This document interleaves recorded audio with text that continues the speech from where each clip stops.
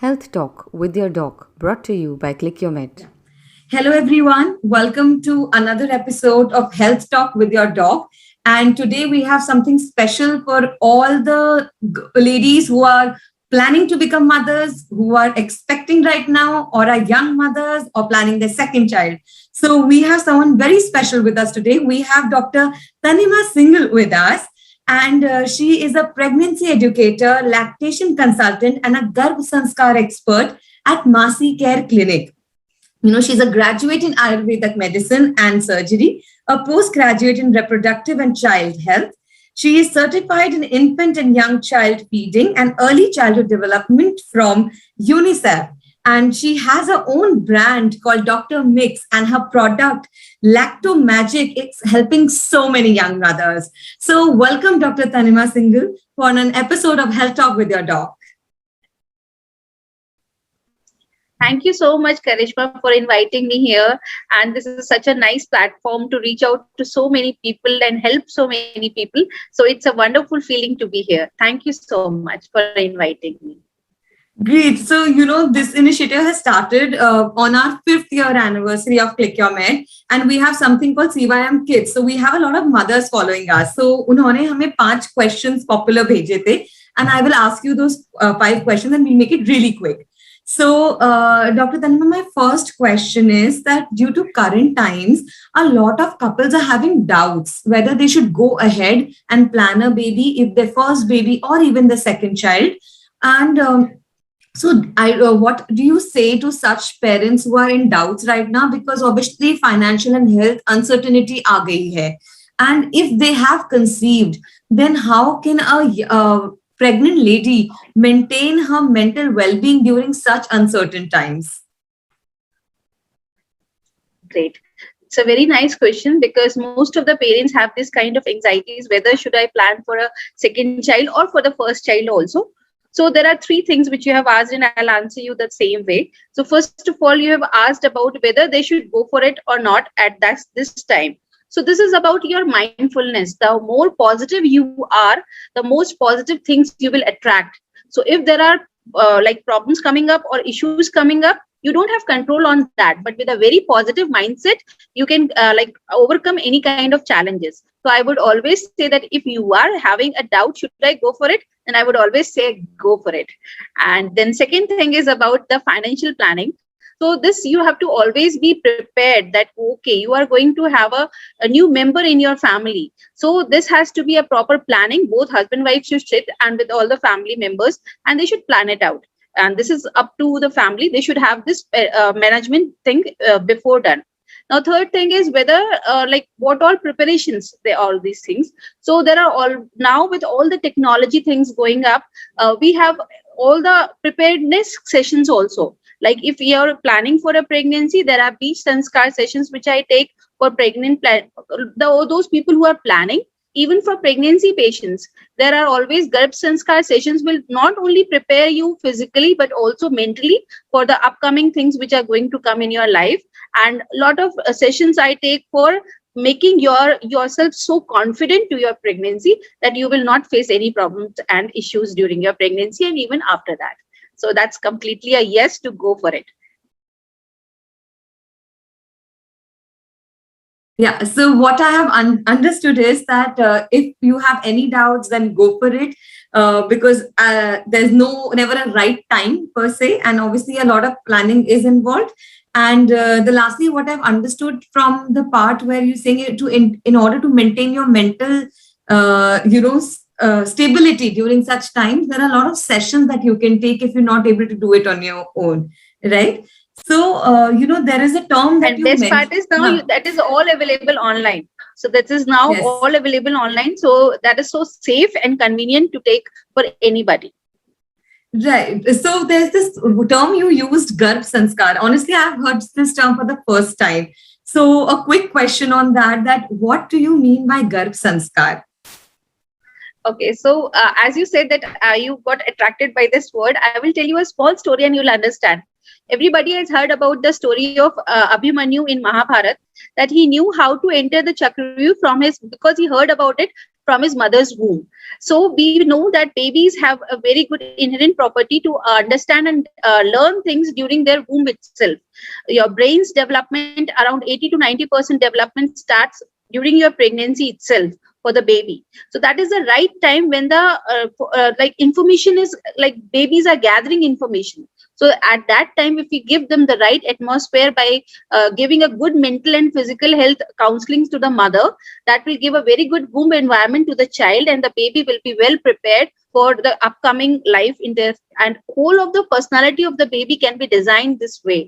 So I hope I am clear that you can give good values to your child during pregnancy itself and make your child future perfect and future prepared.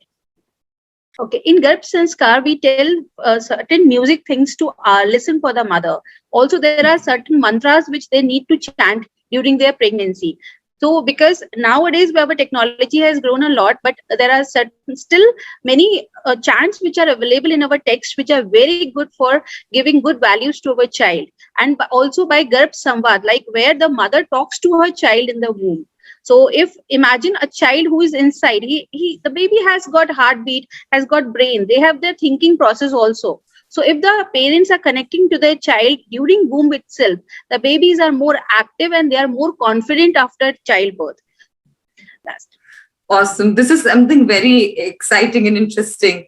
So that comes to my third question, that a lot of mothers feel that breast milk is ideal for the baby, and we know that. But sometimes, new moms are unable to lactate, leading to self-doubt, guilt, and a fear of being judged by the society. And this is something which is sometimes beyond their control. So what would you like to tell to such people? See, the answer is in the question itself, that the mothers are not counseled properly. If they are proper counseled, then there is no such thing as the milk supply is low. Mother Nature will never do wrong. It will, when you are able to nourish your child during pregnancy, you have the capacity to do the same even after the child is born. Actually, what happens, because we humans are more privileged, we can think. And what happens, we start doubting ourselves. The mother has that self-doubt that I'm not producing enough and all that. So a correct knowledge and the correct guidance about right latch, right technique of holding the baby, these are, and what all things are coming up, like growth spurts are there, which the mother has to know, what time, what should be the feeding schedule of the child, how to know whether the baby is getting enough milk. All these things, when the mother is properly educated during the pregnancy and even after the delivery, then the mother knows what exactly is going on with my child, and she's very confident, and she will never get any way doubt of any kind of things, issues which will come up. So what I would say, right knowledge and right guidance will be able to for her. It is very important to overcome any kind of problems. And if still something is coming up, then she can always consult a lactation consultant so that her problem is resolved. And also I would like to add here, I do relactation also. For the mothers who have by any reason are now started formula milk and are not able to breastfeed their child, so they can again relactate. And I have mothers whose babies are even 2 years and more who are relactating. So this is one thing which is a very new concept for India. And I'm doing relactation classes, counseling sessions also, where mother, if has stopped breast milk for any reason, can again breastfeed her. It is not about breastfeeding or formula feeding. It is about giving right nutrition to your child with a happy mind. If the mother is happy and is doing knowingly, she is knowing about the things, about the consequences, then it is absolutely okay. I never doubt her for any kind of things. Awesome. That is a wonderful answer. And then it comes to my another question that I had was, what about child nutrition post 6 months? Because a lot of mothers start giving solids to their children. So the question that came up was that what is the right nutrition for such children? Like, what should they give? Any tips for that? See, this one thing I would like to shatter here. Most of the times we have heard babies who are completing 6 months, we start them with rice, water, dal ka pani, boiled potatoes and all that. We have to understand, if we are giving a lot of watery food to our child, the baby's stomach capacity is very less. So if we are giving a lot of watery food to the child, the baby will get herself or himself filled with that watery food, and the baby will not be able to take the solid foods, and the baby will again be relying only on the milk. So we have to understand that during the starting of the solid foods, we should give good complementary feeding in the form of good micronutrient rich food. So these watery foods should not be there. The right consistency and frequency of feeding should is very important. So while starting with the 6 months, the mother has to give her child food which is a paste like frequency. It should not be too watery. And the food groups, that should be from different food groups, like from grains, from vegetables, from nuts, from seeds, from dairy. All this has to be mix and match. And 3-day rule, a very important thing, that the mother has to introduce one solid food at an interval of 3 days, follow it, see if there is any allergy. If not, then go for the second food group. So this way, mother has to start solid foods. It should not be like कि दाल का पानी अब पूरा 1 महीना 10 दाल का पानी चल रहा है. It should not be like that. It should be always mixed and matched, so that the child gets food from different sources. And one more thing, people usually start fruits also at this month, which I always deny, because fruits have natural sugar, and this is the time of teething also. So if the child is taking fruits, that natural sugar is giving a good medium for infection into the baby's gut.